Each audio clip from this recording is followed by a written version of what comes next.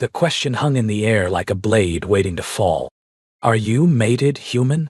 I had been reaching for my water flask when the taller of the two Valorian sisters asked it. Her silver eyes never blinked.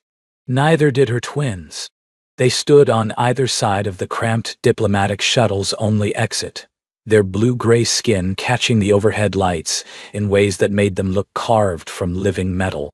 My brain, exhausted from 18 hours of translation work and running on nothing but emergency rations and spite, chose that exact moment to malfunction. "Mated?"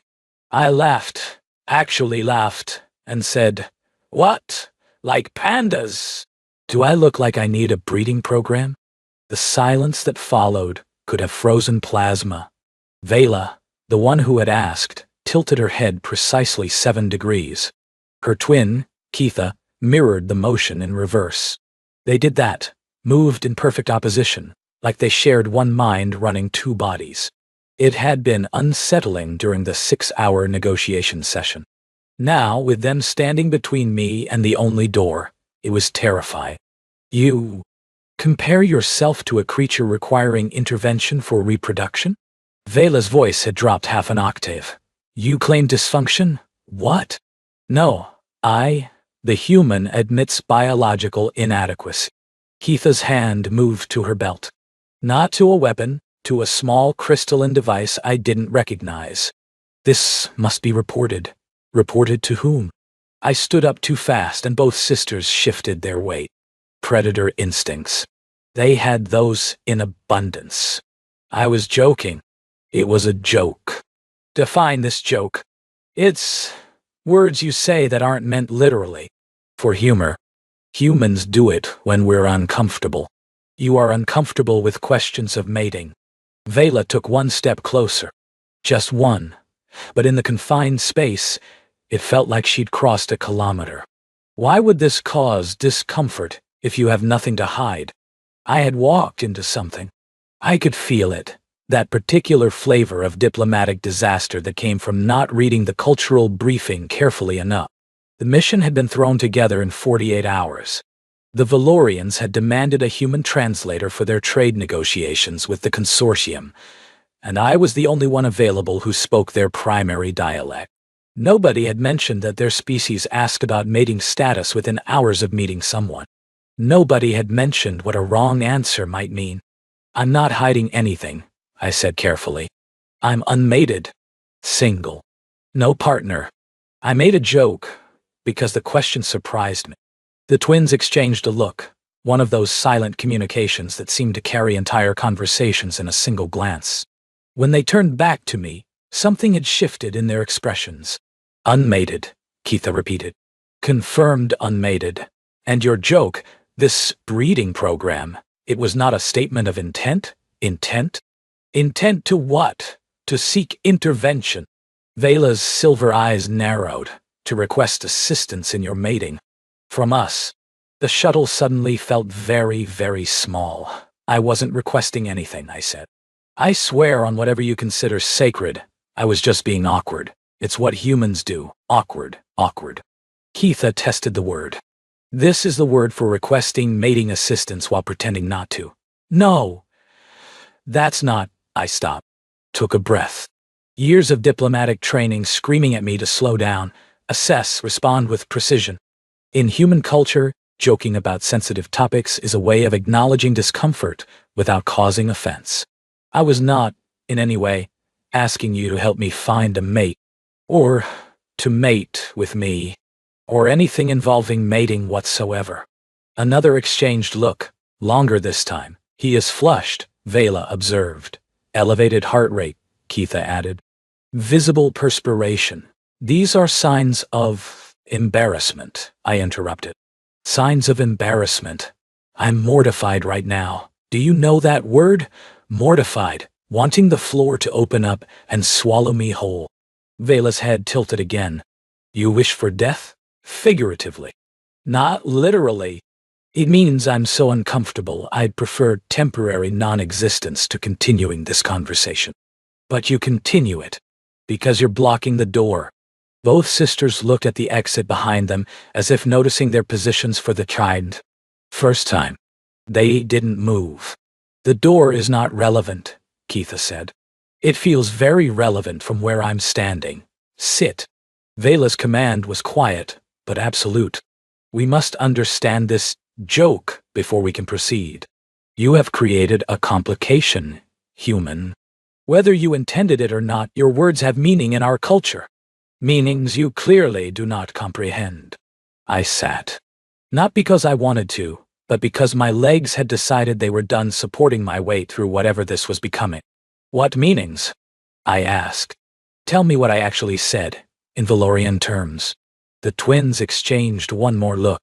When Vela spoke again, her voice was carefully neutral. In our culture, to reference reproductive intervention while in the presence of unmated females is a formal declaration. You have, as far as our customs recognize, announced your intention to court both of us. She paused, simultaneously. The water flask slipped from my fingers and hit the floor with a dull clang. And your subsequent denials, Keitha added, your mortification, your wish for figurative death, these are all recognized stages of the courtship ritual. You are performing them with remarkable accuracy. I'm not performing anything, he protests with passion, Vela noted to her sister. Stage 4. I noticed. Quite vigorous. I stared at them. They stared back. 2 pairs of unblinking silver eyes, 2 faces of living metal, 2 bodies that moved like weapons waiting to be drawn.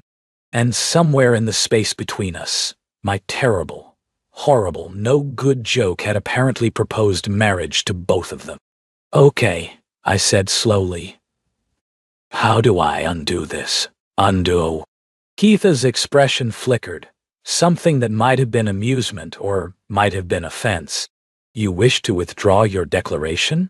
I wish to clarify that there was no declaration, that it was a misunderstanding, that I am very, very sorry for any confusion, and I will never make a joke again as long as I live. Apologies are stage 5, Vela said. You progress quickly. That's not. I stopped myself, pressed my palms against my eyes, tried to think through the panic. What is the actual courtship ritual? All of it. Tell me so I can stop accidentally doing it. The twins went still. Not the usual predator stillness, but something different. Something almost uncomfortable. That information, Vela said carefully, is typically only shared with serious suitors. I'm not a serious suitor. You have completed 5 stages in under 10 minutes. By Valorian standards, you are exceptionally serious. I laughed again. I couldn't help it. It was that or scream. This is insane. This whole situation is insane. I made a bad joke about pandas, and now I'm engaged. Not engaged, Keitha corrected, declared. There is a difference. Engagement requires mutual acceptance. Declaration is merely the opening move. And if I don't want to make an opening move, then you must formally withdraw. Vela's voice carried something I hadn't heard before. Was that hesitation? But formal withdrawal has requirements. Conditions. You cannot simply say you did not mean it. What conditions? The sisters looked at each other again. This time, the silent communication lasted longer. When they turned back, something in their posture had shifted. They were still blocking the door, but it felt less like containment now, and more like something else. The conditions, Keitha said slowly, are complicated. Complicated how? Vela moved, not toward me, but to the side, settling into the seat across from mine. After a moment, her sister did the same, taking the seat beside her. They sat in perfect symmetry, silver eyes fixed on my face. You must understand something first, Vela said, about why we asked the question, about why we are here specifically on this shuttle, with you. I thought I was assigned as a translator. You were. But assignments can be influenced. Arrangements can be made. She paused. We arranged for you, Marcus Chen. Specifically. My name sounded strange in her voice. I hadn't told her my name. The mission briefing had only used my title. How do you know my name? We know many things about you. Keitha leaned forward slightly. Your linguistic skills, your diplomatic record, Your cultural adaptability scores your mating status, Vela added, which was listed as unattached in your personnel file. The shuttle's recycled air suddenly felt thin. You pulled my personnel file? We requested a translator meeting specific criteria. You exceeded all of them. Criteria for what? The twins exchanged one final look. When they spoke next, they spoke in unison, their voices harmonizing in a way that sent shivers down my spine. For consideration, I sat there, in the cramped diplomatic shuttle, looking at two alien women who had apparently manipulated an entire mission assignment to get me alone with them, who had asked about my mating status within hours of meeting me, who were now telling me that my terrible joke had accidentally stumbled into something they had planned all along. Consideration, I repeated slowly. For what, exactly? Vela almost smiled. Almost. The expression looked unpracticed on her metallic features, like a skill she'd learned but rarely used. That, she said, is what we must discuss. But first, you have a choice. Withdraw your declaration, formally, and return to simple translator duties. We will not hold the misunderstanding against you. Or, Keitha finished her sister's thought, or remain declared, and learn what that truly means. What we truly want. What you might gain. The door remained blocked, but I was starting to realize it wasn't to keep me in, it was to keep everything else out. I have questions, I said. A lot of them. We would expect nothing less. I leaned back in my seat and met their silver gazes as steadily as I could. My heart was still racing. My palms were still sweating. And somewhere in the back of my mind, a voice that sounded suspiciously like my diplomatic instructor was screaming about protocol and procedures and appropriate professional distance. But I'd never been particularly good at following rules. Then let's talk, I said. But first, will one of you please move away from the door, just for my sanity? The twins considered this for 3 full seconds. Then Keitha stood, crossed the shuttle, and sat down directly beside me. Close enough that I could feel the subtle warmth radiating from her skin, warmer than I'd expected for someone who looked like living metal. Vela remained where she was, watching. Better? Keitha asked. The door was unblocked. Technically, but I was now sandwiched between 2 alien women who had apparently selected me for reasons I didn't fully understand, in a situation I definitely hadn't prepared for, having accidentally initiated a courtship ritual I didn't know existed. Sure, I said weakly. Much better. 3 hours later, I understood considerably more and felt considerably less stable about all of it. The Valorian courtship tradition, the real one, not the abbreviated version I'd stumbled through, was a complex negotiation that made human dating look like a casual handshake. It had stages, formal declarations, witnessed statements, and something called a period of examination that Vela explained with clinical precision and Keitha illustrated with increasingly pointed glances in my direction. The examination period, Vela was saying, allows both parties to assess compatibility. Physical, intellectual, emotional. It typically lasts 1 lunar cycle. Your lunar cycle or mine? Ours. Approximately 47 of your Earth days. And during this period, close proximity, shared space, observed interactions. Vela's silver eyes held mine. The twins' bond allows us to assess a potential mate from multiple perspectives simultaneously. What one sees, the other comprehends. What one feels, the other knows, Keitha finished. Her shoulder was almost touching mine. She hadn't moved closer, but she hadn't moved away either. It's efficient, thorough. It sounds intense. It is. I stood up. I needed to move, to think, to put some distance between myself and the weight of their combined attention. The shuttle wasn't large enough for real pacing, but I made do with the 3 steps between the seats and the observation window. Outside, the stars held steady.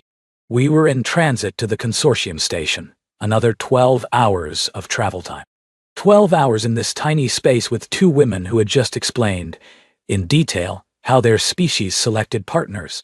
I need to understand something, I said, keeping my back to them. You said you arranged this assignment, that you chose me specifically. Why? Why do you think? I'm asking because I don't know. I'm a mid-level translator. I have no political connections, no family influence, nothing that would make me valuable as a mate. The words still felt strange in my mouth. So why me?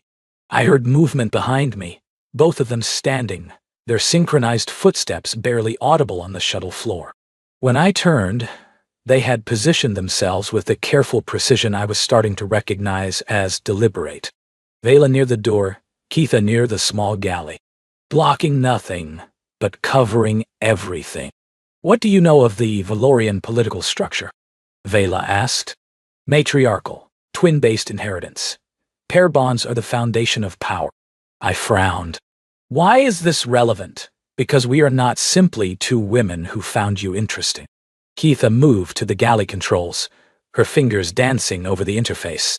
The smell of something warm and vaguely spiced filled the small space.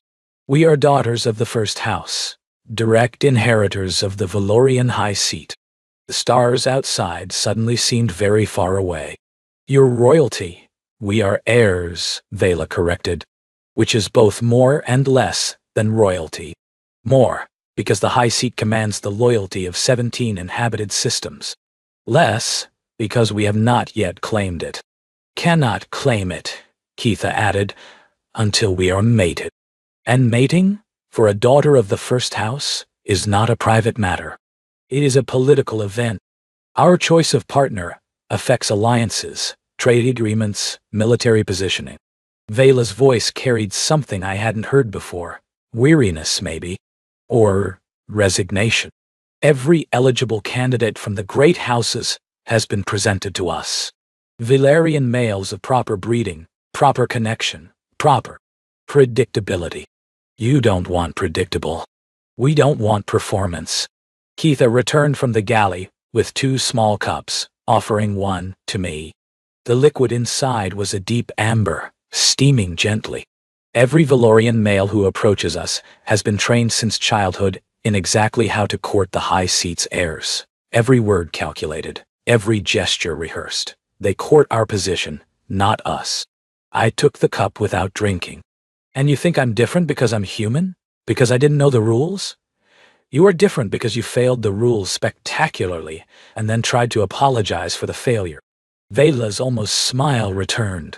Do you understand how rare that is? To see someone genuinely mortified rather than strategically humble. I also accidentally proposed to both of you. That doesn't seem like a strong foundation for anything. You panicked. You were honest about the panic. You asked questions instead of making assumptions. Keitha sipped her own drink, watching me over the rim.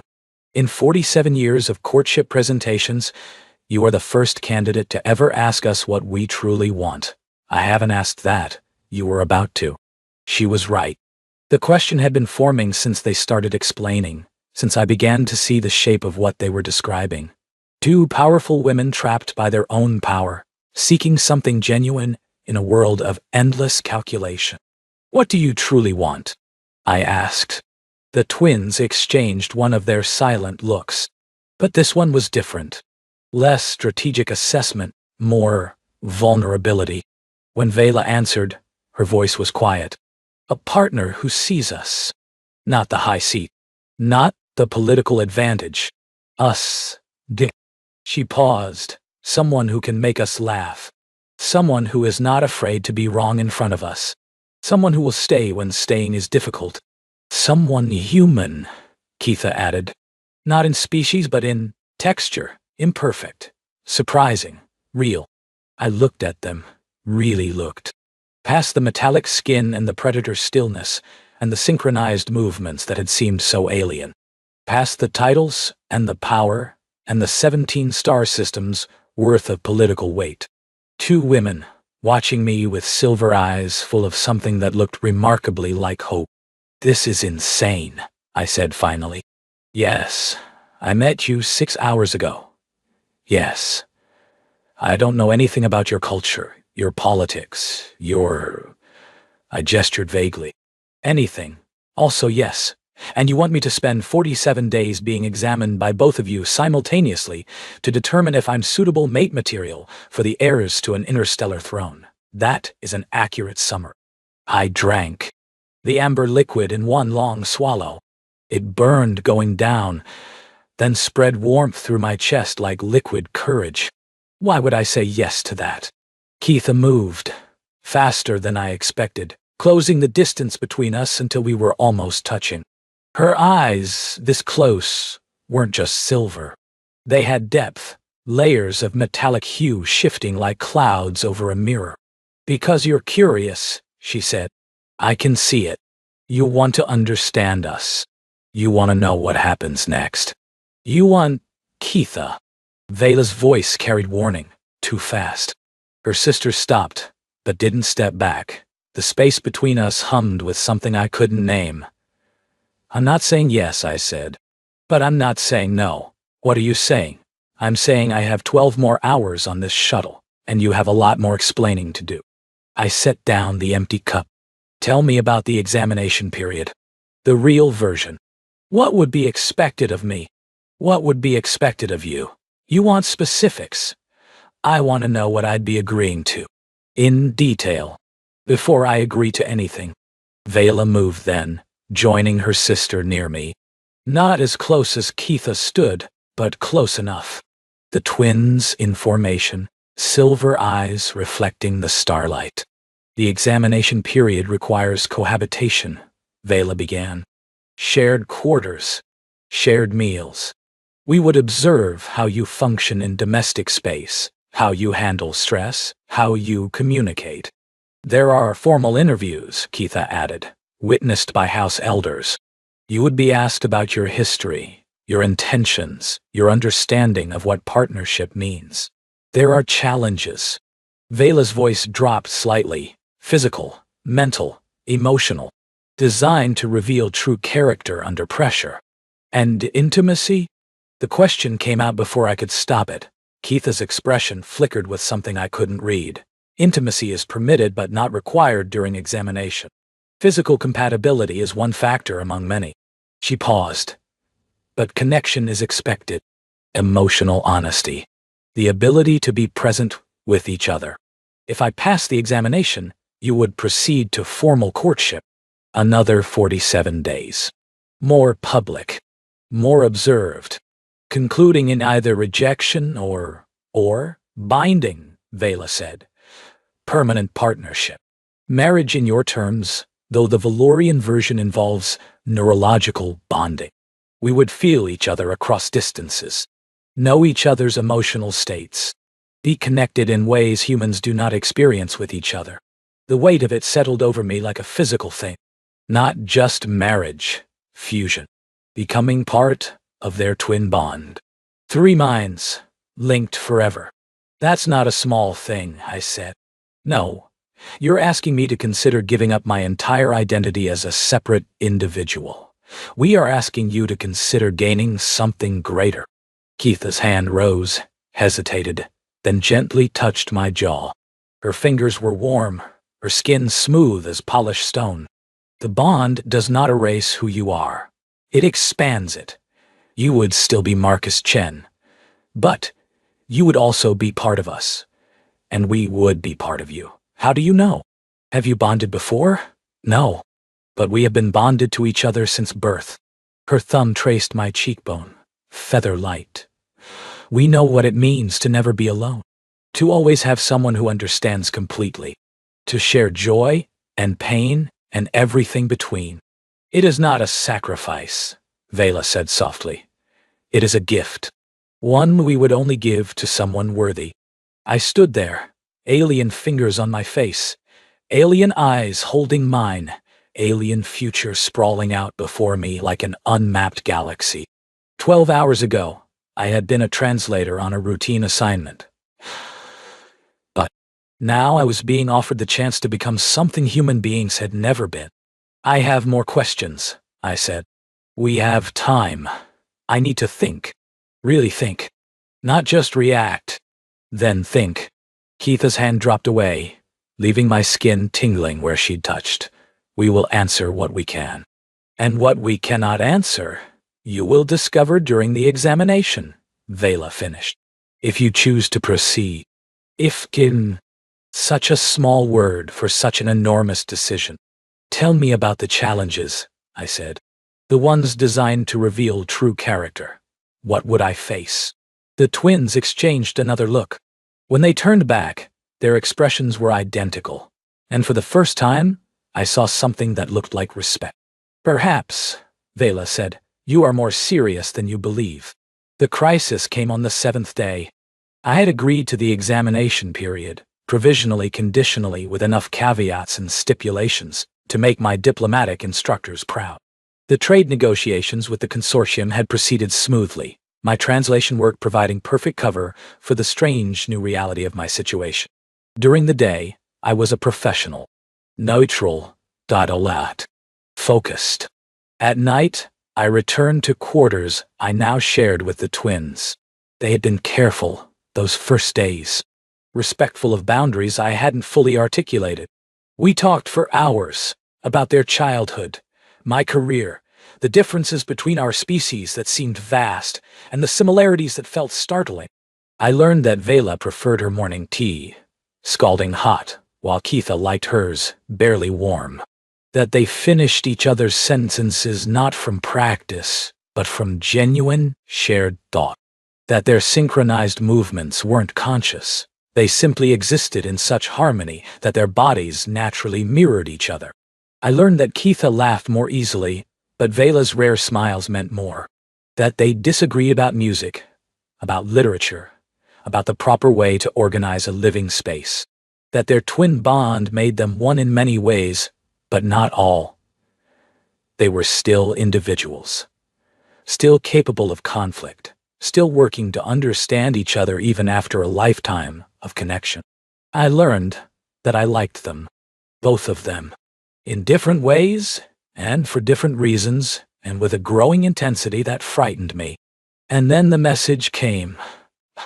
We were in our shared quarters, a modest suite the consortium had provided, not knowing its occupant's true status. Keitha was reading something on her tablet while Vela reviewed trade documentation. I was pretending to study Valorian verb conjugations while actually watching them both, cataloging the small moments that had become precious to me. Vela's tablet chimed with a priority alert. Her face, when she read it, went absolutely still. What is it? Keitha set down her own device, already sensing something through their bond. Vela, what? Father is dead. The words hung in the recycled air. Simple words. Gaia. 4 of them. But they changed everything. The high seat is vacant, Vela continued, her voice mechanically flat. The council has initiated succession protocols. We have 14 days to present a bonded mate or Counselor Rethik assumes regency. Keitha's silver skin had gone pale. I hadn't known that was possible. He'll dismantle everything. The progressive reforms, the human trade agreements, all of it. I'm so sorry, I said, and the inadequacy of it burned in my throat. Your father was dying for years. Vela finally looked up, and her eyes were devastating. Grief and rage and calculation all warring for dominance. We knew it was coming. We thought we had more time. How much time did you think you had? Months. Perhaps a year. She set down the tablet with careful precision, like she might shatter if she moved too fast. Enough time to complete the examination properly. To court you as you deserve. To let you choose freely. And now? The twins looked at each other. The longest silent exchange I'd witnessed, seconds stretching into an eternity of shared thought and feeling. When they turned back, their expressions were identical and resigned. Now we release you, Keitha said quietly. We cannot ask you to bond with us in 14 days. It would be coercion. You barely know us. We will find another way, Vela added. Challenge Rethik's authority directly. Delay the succession. Something. You would lose. The words came out of me without permission. You said it yourself. Unbonded heirs cannot claim the high seat. That's the law, yes. And if Rethik takes regency, your people suffer. Your reforms end. Everything you've worked for disappears. Yes, but you'd accept that rather than pressure me. We told you what we wanted. Keitha's voice cracked slightly. A partner who chose us freely. Not someone trapped by circumstances. Not someone who felt they had no option but to, what if I want to? Silence, Marcus Tuttle. Vela stood, moving toward me with careful steps. You cannot mean that. You've known us for 7 days. I've known you intensely for 7 days. That's different than casually. I stood too, meeting her approach. I've seen you exhausted and frustrated and homesick. I've seen you argue with each other over trivial things and reconcile without words. I've seen you laugh and worry and care about people you'll never meet.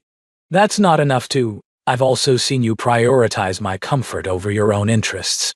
Repeatedly. You've answered every question honestly, even when the answers made you look less perfect. You've respected every boundary I set, even when it cost you. I was close to her now, close enough to see the silver swirls in her eyes, the fine lines of stress around them. 7 days of that tells me more than 7 months of performance would. You don't know what bonding means. Not really. Not the way you would feel it. Then, tell me. Show me. Whatever it takes. I reached for her hand. The first time I'd initiated contact, her fingers were trembling. You're not trapping me. I'm choosing this. Why? Keitha was behind me now. I felt her approach, felt her presence like warmth against my back. Why would you choose this? Because you asked me what you truly wanted, and you answered honestly. Connection. D. Authenticity. Someone real. I turned slightly, including her in my gaze. I've spent my whole life being professionally neutral, carefully appropriate, diplomatically correct. And I'm good at it, but it's not who I am underneath. Who are you underneath? Someone who makes terrible jokes when he's nervous. Someone who'd rather fail honestly than succeed through performance. Someone who, I stopped, swallowed, forced myself to continue. Someone who's been lonely for a very long time and didn't realize it until 2 alien women showed him what connection could look like. My name in Vela's voice, soft and wondering. I can't promise I'll be a good mate. I don't know your customs or your politics or how to navigate your court. I'll make mistakes, probably enormous ones. I'll embarrass you in ways that actually matter, not just accidental courtship declarations. We know. But I'll stay. When staying is difficult, I'll stay. I'll learn. I'll try. And I'll never, ever pretend to be something I'm not. I looked between them. These 2 remarkable women who had turned my life inside out. Is that enough? Keitha's hand found my shoulder. Vela's fingers tightened around mine. And in the space between heartbeats, something shifted, some threshold crossed. We need to tell you something, Vela said. About the bonding process, what it will require. Tell me. It is not painless. The neurological integration takes time, days, perhaps weeks. During that time, you will feel us in your mind. Our emotions, our thoughts, our everything. It can be overwhelming. Humans have never undergone it before. There are risks, Keitha added. We don't know how your neural architecture will respond. There could be complications. Could I die? We don't believe so. But we cannot promise. I should have hesitated. Any rational person would have hesitated. But rationality had left the building somewhere around day 3, when I realized that the sight of Vela's rare smile made my chest ache and Keitha's laughter had become the best sound I'd ever heard. Do it, I said. Bond with me. Whatever it takes. You should take time to. I've spent 34 years being cautious, being safe, being alone. I pulled them both closer. One hand in Vela's grip, one reaching back to touch Keitha's hip. I don't want to be safe anymore. I want to be yours. The twins moved as one, surrounding me. 4 arms, 2 bodies, 1 shared purpose. Then we begin tonight, Vela whispered. What do I need to do? Trust us. Keitha's breath was warm against my ear. And don't be afraid. I was afraid. Terrified, actually. But beneath the fear was something stronger, something that felt like coming home to a place I'd never been. I trust you, I said. And I meant it. The bonding chamber was nothing like I'd imagined. I had pictured something clinical, medical equipment, monitoring devices, the cold sterility of a hospital. Instead, the twins led me to a room aboard their hidden ship that looked like someone had captured starlight and woven it into fabric. Silk hangings in silver and white rippled with their own luminescence, casting soft shadows across a floor covered in something that felt like moss but sparkled like diamonds. This was our mother's chamber, Keitha said softly. Where she bonded with our father, where we were conceived. It's beautiful. It's sacred. Vela's hand found mine again, and I realized I'd stopped thinking of the contact as unusual. It felt natural now. Necessary. Are you certain, Marcus? Once we begin, there is no reversing it. I'm certain. Then we need to explain what will happen. She guided me to the center of the chamber, where a circular depression in the floor was lined with more of the luminescent fabric. The bond is formed through sustained contact and shared consciousness. We will open our minds to you, show you everything we are, and you must do the same. The word came out smaller than I intended. Everything. Every memory, every fear, every secret thought. The bond cannot form through partial truth. Keitha settled onto the fabric beside me, her movements impossibly graceful. If there are things you're ashamed of, things you've hidden, we will see them, and you will see ours. I thought about what that meant. Really thought about it. The failures I'd never admitted.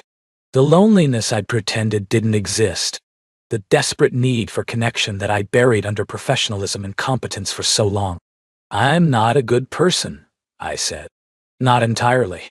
There are things I've done that we know. Vela knelt across from me, her silver eyes gentle. We've read your personnel file, remember? Including the parts that weren't meant to be shared. That's not the same as living it. No. But we chose you knowing you were imperfect. Knowing you had shadows. We don't want a perfect mate, Marcus. We want a real one. And what about your shadows?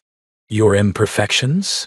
The twins exchanged a look, one of those silent communications that I was beginning to understand without needing to hear. We have killed, Keitha said quietly, in defense of our house, our people.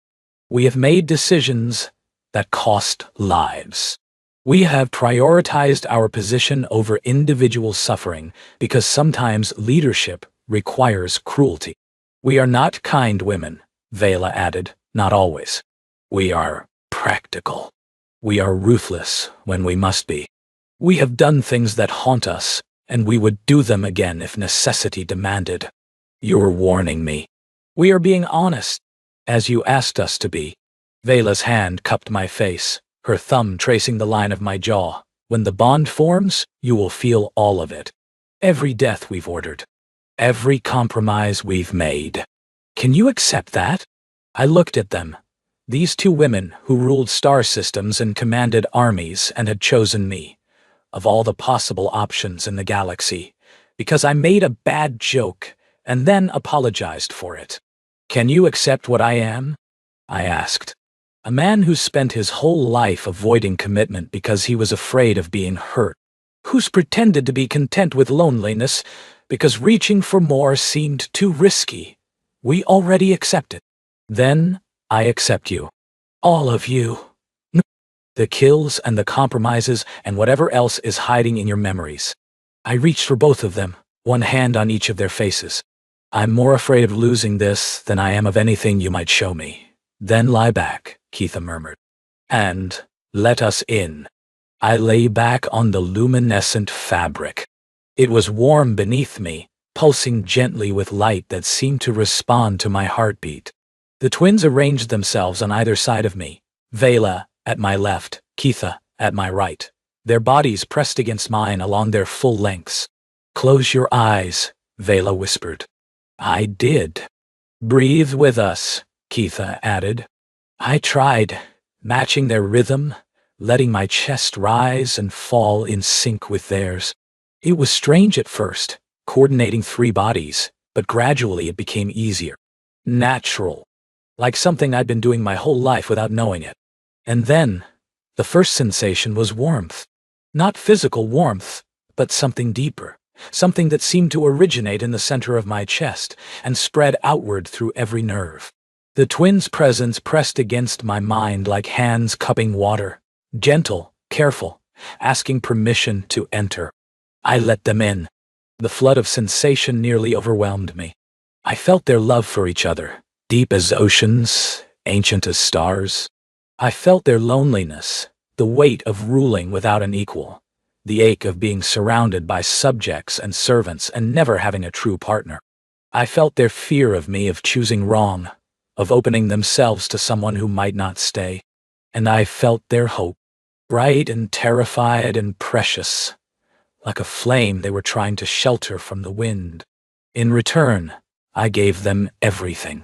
My childhood, awkward and isolated, too clever for easy friendship. My career, built on perfectionism to compensate for a deep-seated fear of failure. My failed relationships, each one ending when I couldn't bring myself to truly commit. My loneliness, so familiar I'd stopped noticing it. My wonder at finding them. My terror of losing them. My desperate, irrational, completely genuine love. The bond snapped into place like a key finding its lock. I gasped, physically, audibly, as their emotions became my emotions. Their thoughts became as readable to me as my own. I felt Vela's fierce protectiveness, her determination to shield me from the political dangers ahead.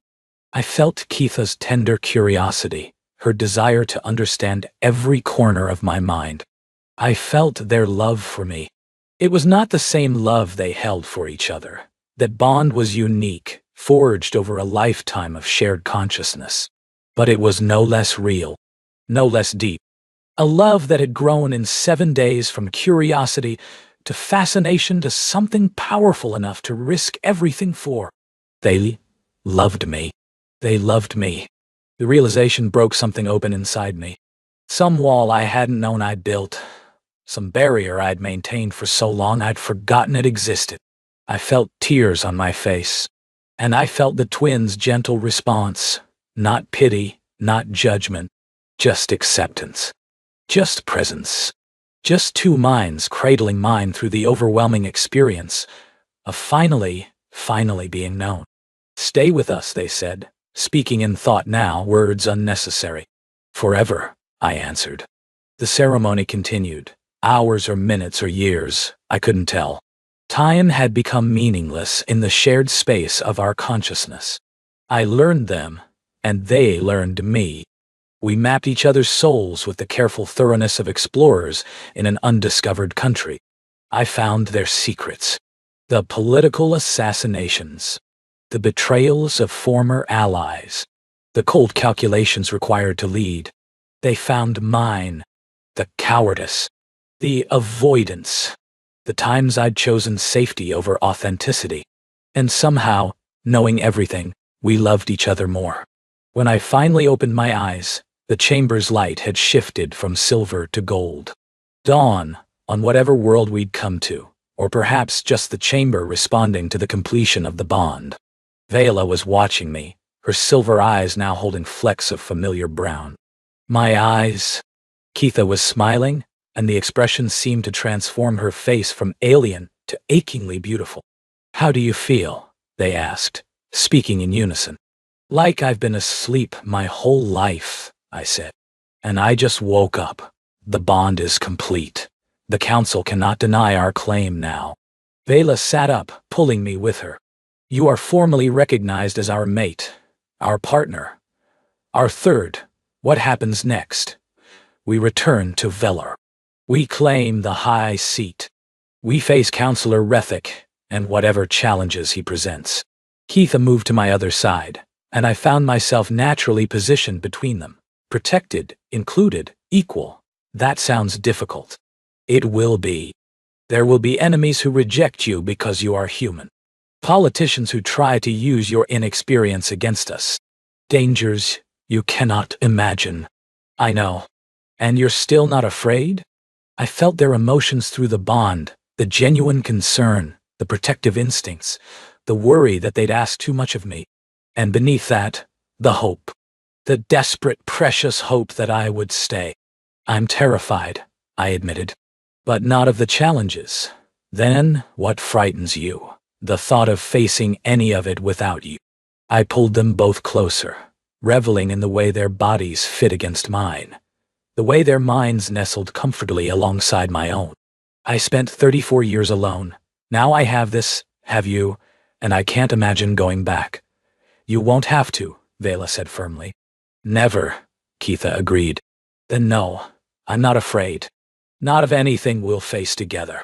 They kissed me then, both of them, one after another. Vela first, fierce and claiming, followed by Keitha, tender and wondering. And through the bond, I felt what they felt.